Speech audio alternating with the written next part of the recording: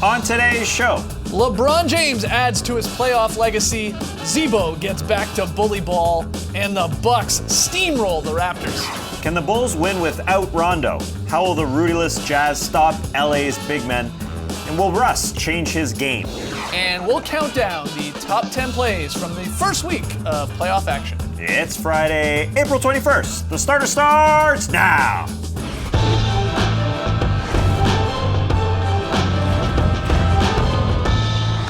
Good evening, Sweet World, and welcome to The Starters, presented by Jack Daniel's Tennessee Honey. Whether you're joining us live right now on NBA TV or later on YouTube, we're very, very happy to have you. I'm Jay Skeets, and alongside me, as always, Tass Mellis. I can see that weekend now. To his right, the international man of mystery, taking it to the max, Lee Ellis. Friend. Lily. And last, certainly not least, over yonder, it is the bearded one, it's Trey Kirby. Hey-o! Hey-yo! Trey, what do you got for us? Well, I'm here at the internet looking for your best tweets at hashtag the starters. And guys, Greg Popovich made a funny last night, and it didn't even involve a sideline reporter. This happened in pregame when the 68-year-old Popovich was spotted by a cameraman and took off running, challenging the cameraman to keep up. This is one of my favorite Popovich moments in years, and it brings us to today's question. What was Greg Popovich running from? And you know, I've got a few ideas, like for instance, he might have been running from the boulder in Raiders of the Lost Ark, one of the greatest running scenes of all time. Maybe he was running from a deer. Those things have been trampling people left and right. Or he could have just been running from the Tickle Monster! Great. Nobody wants to be caught by the Tickle Monster. But we want to hear from you, so let us know on Twitter. What was Greg Popovich running from? Send us your best tweets to hashtag the starters, and we'll hear from you a little bit later. All right, get those tweets in. All right, we got a fun Friday night show for you. We'll discuss Rondo's injury, which we learned of today, and how that might impact that Bulls-Celtics series. And we got the top 10 plays from the first week of the NBA playoffs. But we start, as we've been doing in the last week here, looking back at last night's action, playing a little true or false playoffs edition. Trey. Last night was another one for the LeBron James career highlight reel as the Cavs trailed by 25 heading into the second half, only to come back and win Game 3 thanks to LeBron going for 28, 6, and 7 in the second half alone. This was awesome, guys. True or false? Last night was a top 5 LeBron playoff performance. Ooh, that's false. But just like the rent is too damn high, the bar is too damn high. I mean, there's just too much in his resume to put that top 5. That was so fun to see him with 4 bench guys, primarily Love and Irving, sitting out the fourth quarter. Him just orchestrating. It's always fun, LeBron, point guard LeBron. You know, when he has the ball in his hands at all times, doing everything, including shooting the 3-ball.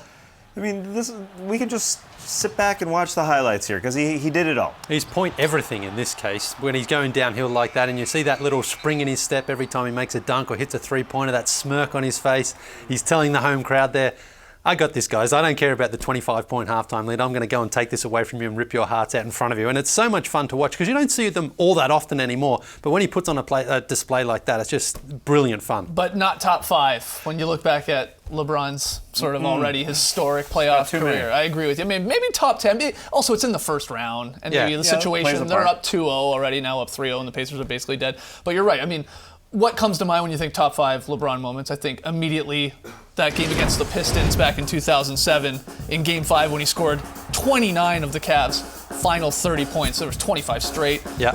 What else? You got a couple game winners in the mix. 2009 Eastern Conference Finals, Game 2 against the Magic. Did he believe he was going to hit that one? Shocked himself with that one. This one is impressive. Down 3-2 My favorite to the one. Celtics in the 2012 Eastern Conference Finals. He went for 45 in that game. Stone-faced. Another game winner. I mean, this would have been a crazy series if he doesn't hit that. The Bulls would have been up 3-1, but instead that tied it up at 2-2, and Cavs would go on to win. And then you could pick games 5, 6, and 7, really, from last year's finals performance, but you know, the Game 7 iconic triple-double and the game-saving block. Yeah, these ones are sort of career or series-defining moments that you'll always remember. Last night, as you mentioned, up 2-0 in the series. If they lost, it wouldn't have really mattered. If CJ Miles had hit the jumper in Game 1 and got the Pacers to win, maybe it surpasses one of those game winners. But I think because it's in the first round, and because it was maybe against Pacers and they're up 2-0, it's top 10, not top 5 material. It was still unbelievable. Yeah, there wasn't a lot of defense played either last night, which doesn't help. You know, like it was just him just bulldozing his way through. But the Pacers didn't offer a lot of resistance for him either. Is it going to be a gentleman's sweep, or do the Pacers have a little fight in them? Jeff Teague says, we're not getting swept, even though he's been swept a couple times by LeBron. Yeah, who knows, really? I go Pacers. Will get Wow, one. Yeah, you have some faith. I think. Yeah. I don't know. I mean, honestly, To lose a 26-point lead, yeah. 25 at the half. I mean, obviously the win is taken demoralizing. out of their sails. Yeah. So maybe they just don't have that fight on Sunday. Just the way they gave up that lead as well. Like, it wasn't as though like the Cavs just went out there and sort of meticulously pulled them apart. They just went out there and sort of got that back pretty quickly. They erased 10 points Yeah. in the first 4 minutes of the second half. You know, and it again, was in the doable. final quarter with Love and Irving on the bench, that's really deflating when it's not like the other stars all stepping up. It's the role players. who Yeah, it's a feel- guy in Darren Williams who the Cavs picked up this year. Yeah. It's a guy in Kyle Korver who they traded for this year. You know, Fry had been around a couple years, obviously, but even it's not Love or Irving, so that's got to hurt twice as much, I think. And the Cavs continue that third quarter dominance. That's Yeah, something to you watch talked out about for in future games. They just come out, you know, after the halftime sort of conversations, they're ready. You know, that's what championships teams Yeah. do. All right, Trey, next one. All right, last night the Grizzlies played their first game since David Fizdale's Take That for Data rant. And guys, no one rooked them. Not the refs, and definitely not the Spurs, who lost, but still hold a 2-1 lead in the series. But I'm not a numbers guy, so true or false, David Fizdale's Take That for Data rant, it did the trick.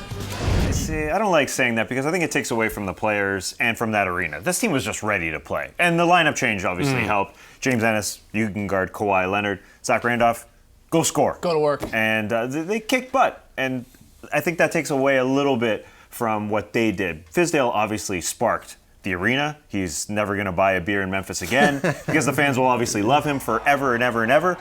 But this team is going to win a basketball game this series, most likely. You know, this team, we all picked them to win 1 or 2 games. Obviously, gave them some energy. But Yeah, but if the trick part was to sort of rally the guys towards a common goal here, I mean, that part definitely worked. When it came to the poor officiating, that really didn't do a whole lot. No. The Spurs still had more free throw attempts and were called for some fewer fouls than the Grizzlies, but you know, again, we talked about it here on the show. I think the idea was to get his team fired up heading into Game 3, and that city fired up, and the Grindhouse was rocking again. So, in that regards, it did work, and they played much better. And they just needed a better offensive option out there. And Zach Randolph was old man Zach last night. How because much fun was that? Oh, it was so much fun to watch. He's great because you've got Vince out there, and we know Vince is great, but he's a role player at this stage of his career. He's not a guy who you can look out to go and get you 25 points. And Zach had to play the way that we've seen him play when he was an all-star. Just go down there and get buckets and take the pressure off Conley and Gasol, who were also great. They all hit over 20. But I think this is the key move, getting Randolph out there, a guy who can get his own basket. And he can play against the San Antonio Spurs, Yeah, right? Yes. Because David Lee and those guys. they're not extremely athletic, so Zach can fit in pretty well. As far as the Spurs go, no need to be worried. Right. I think Game 4 is the true testament as to whether or not the Grizzlies can really win this series. Because the Spurs, I remember in 2014, each one of their first 3 series, they had a double-digit loss, and they won the title. Everything will be okay. Right. I mean, it's not... This happens. Yeah, and Pop was up to his shenanigans last night, not only with the cameraman, of course, but early in the second half there when the Grizzlies got off to a great start, and Pop just pulled all 5 of his starters. Yeah. The old hockey substitution there. I mean, taking off from Kawhi and all his guys and saying, let's see if the reserves can Pretty figure quick, this out. yeah. You know, if any other coach does that, I think people are going, what are you doing? But, you know, it's Pop, and He gets away with he gets away with anything, Yeah. and rightfully so. He's won a whole lot of titles, and it works out for him in the long run. And he knew which team had more energy. Yeah, It maybe happens. that's the case. All right, final one, Trey.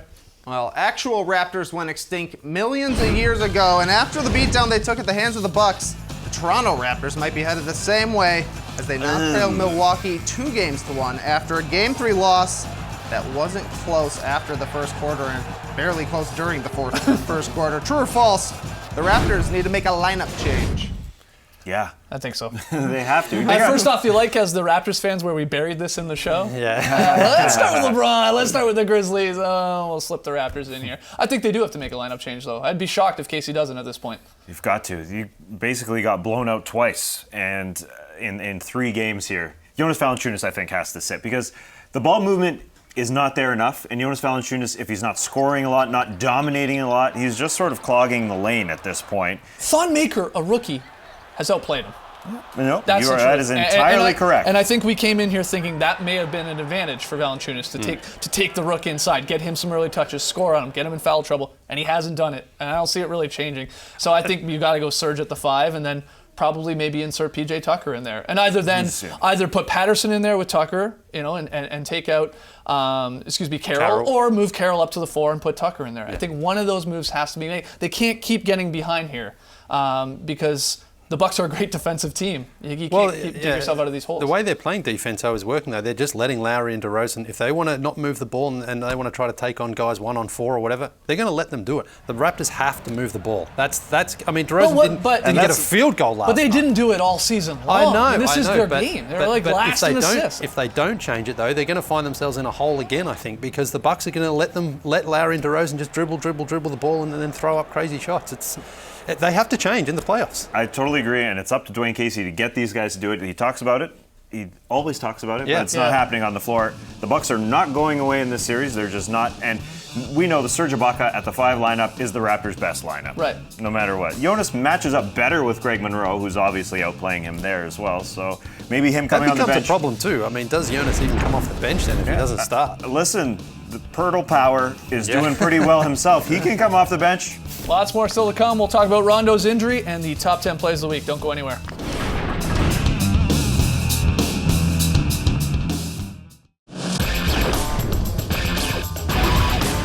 Welcome back to The Starters. It's a Friday staple here on the show. We count down the top 10 plays from the past 7 days. 6 in this case because of the playoffs, but we start at number 10. And it is LeBron James with the power dunk against the Pacers as part of the massive 25-point comeback in the second half. Monte should get an assist on that play. Yeah, really. get out of the way. Good idea. Oh, man. That dunked so fast. At number 9, Tim Hardaway Jr. Lines up Boyan and gets him. Nice. That's not bad. Yeah. It's a little sneaky. Yeah, that's nice. At number 8, Rondo before the thumb injury with the unbelievable full court pass to Jimmy Butler. Oh, yeah. Grab. Who goes up and gets it like he's Odell Beckham. Yeah, I don't know what's better, the pass or the catch. Yeah. I mean, it's close. Corrals it Body beautifully. control. Great play. At number 7, Giannis Antetokounmpo with the huge block. Check. Yeah, give us the replay. Give us the replay. Because it's Giannis Antetokounmpo elbow block. That's 2 blocks. It seriously is 2 blocks. Yeah. Elbow hand. Oh, God, who was in the front row? At number 6, let's stick with the block party here. Jonathan Simmons says no to Selden. Had no idea he was there, but here he comes. Get out. Hammers it back at Simmons. He ain't buying what you're Selden. Hey, that's not bad, Lee. For you, that's not bad. Back. Come on. At number 5, Joe Johnson's hitting game winners in the playoffs in 2017. Yes, he is. Whoa, hold on. This was this week? Yeah. Typical Joe Johnson, just not sexy but effective. Hit the rim 100 times. Still drops. Wasn't supposed to get the ball. Doesn't matter. Yeah, Armadillo Cowboy. At it again. At number 4, James Harden. Oh, man, he's going to put Cantor in the blender. Hey. What are you supposed to do? Yeah. You should just lie down. Yeah, Cantor's reaction too. He's like, come on, where's the help, guys? Yeah. Come on, step up. Maybe this is Come on, Alex. That's a Turkish dance move, perhaps. Yeah. Yeah. Let him cook. Cooking. At number 3, watch this, Russell Westbrook. He gets the block here on Clint Capella, and then the dribbling exhibition. See ya and see ya. Beautiful stuff. Both ends. The block Block's on the huge. help. Yeah. Get out. That was great help. Then he spins on Lou and then goes behind your back. Man, everything. Yeah. Here's the one-man highlight. At number 2, Miles Turner. This is monstrous. Cleans up his own miss and then just destroys Tristan Thompson. Came out of nowhere. Oh, yeah. I mean, he hasn't done much this series. But that was massive. That was like, oh, yeah, Miles Turner. Yeah, at least make it exciting. Huge dunk. Bench reacts. At number 1, we're finishing this off with defense. That's how you win championship, guys. Draymond Green, a get out. monstrous block on Damian Lillard, 4th quarter of Game 1. Huge. And one more time. This might be even better. I think it's it is. a 2-on-1. He stops the ball, then gets back to block Noah Vonleh. All in the same possession. To get Stop the that ball. so clean is amazing. Great footwork to get back there quickly up. He's pumped. Needless to say. Draymond There it Green? is. A lot of defense in the top 10 plays of the week. Agree, disagree, let us know on Twitter. Hashtag the starters after the jump. Does Rondo's broken thumb impact Chicago's upset chances? We'll debate that and more. Come on back.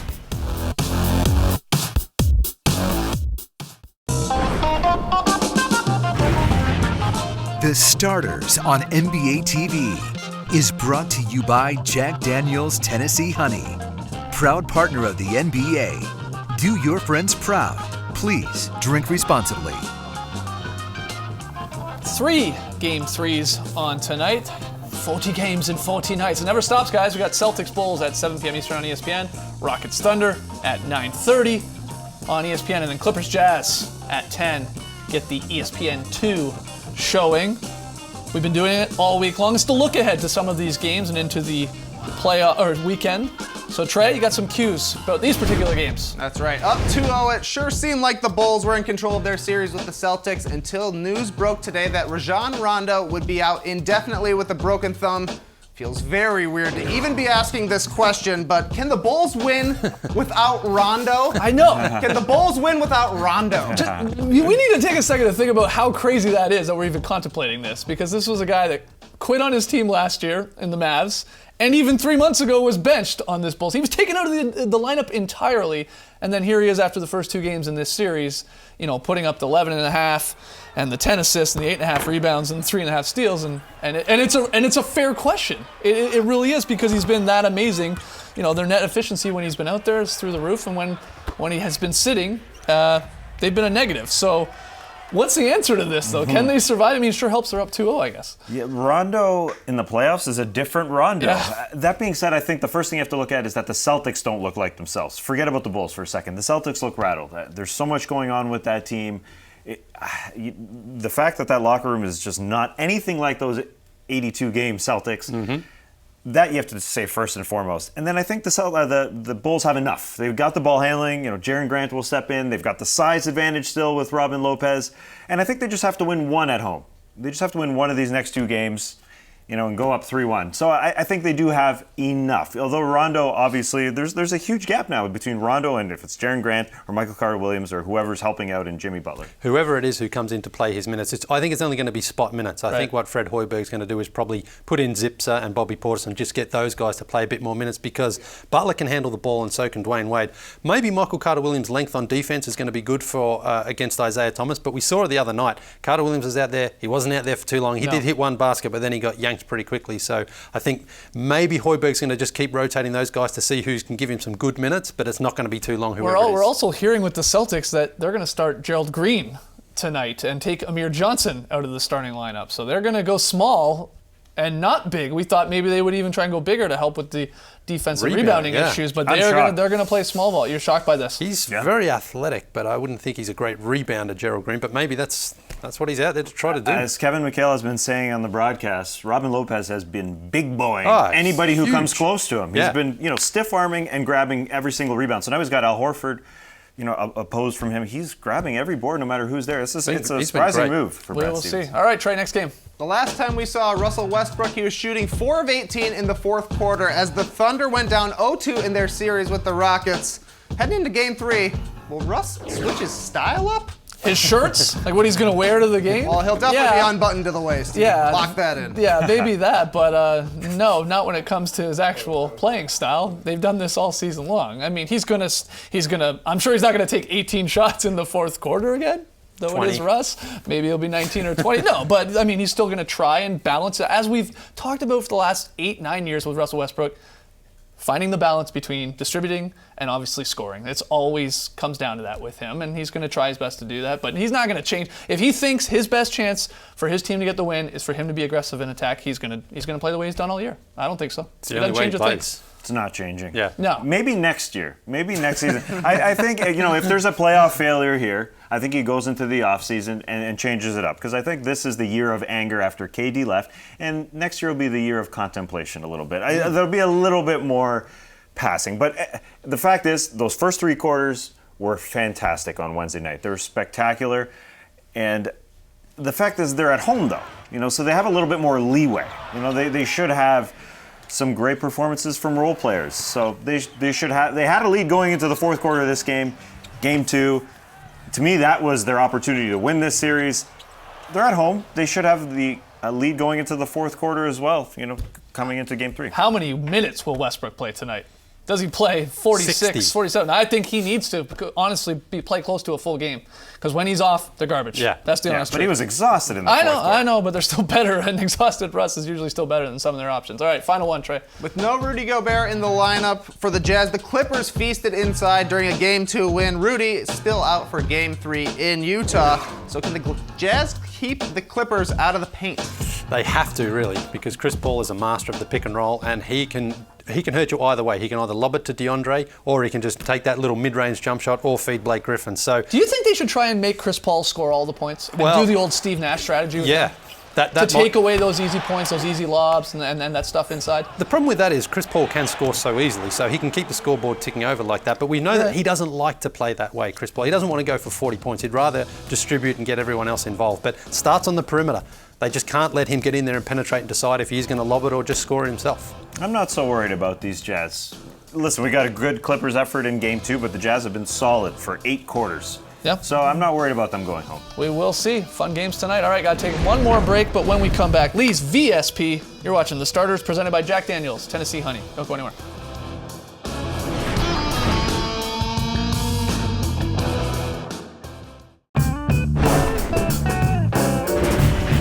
We asked you on Twitter, what was Pop running from? Was it the Tickle Monster? In Lee Ellis. You hit us up on Twitter, hashtag The Starters. Trey, you got a few of the best answers. Yeah, we got one classic one here from Streetcar who says, Bay, come over. Pop, can't, I'm busy. Bay, I'm a skilled international player likely to be available in the second round of the NBA draft. Pop's just hightailing it. Gotta go scout. Very good. Great tweet. Very good. All right, Lee, who gets the honor for very solid play? Well, the Spurs actually get it for this beautiful play they had last night at the Grindhouse. It wasn't a classic Spurs play, but we've seen it before from them. Kawhi starts it off. Starts a little bit slow here, but Manu gets it back. Finds it over to Patty, who just knocks down a swish bomb. That's what I call a very solid play. Very, very solid. Now it's time for the Fan of the Night. It's an old favorite of the Starters, actually. She won the Fan of the Year award on the Starties Award Show in 2014. It's Bongo Lady! Yeah! Grizzlies super fan on the Bongo Cam. This is where she got her start. Makes me dizzy just Had a watching it. blast with the Starters Drop podcast today. Lee gave us a play-by-play of a giraffe's birth. Here she goes. She's just about to come out. Is that the head now? Yeah, the head's there. Wow. The head, and here she goes. She's popped out and lands. Oh, she nailed the landing. No, she didn't. Oh, she did. She did. She fell on my it on its goodness. side. Oh, now we're seeing the extras. Oh, poor. Get some help in there. Get some vets in there, please. All right, guys, enjoy the playoffs this weekend. We'll see you on Monday. All right, thanks for joining us, folks. And remember, Rondo will miss you. It's true. Brace the weekend, guys.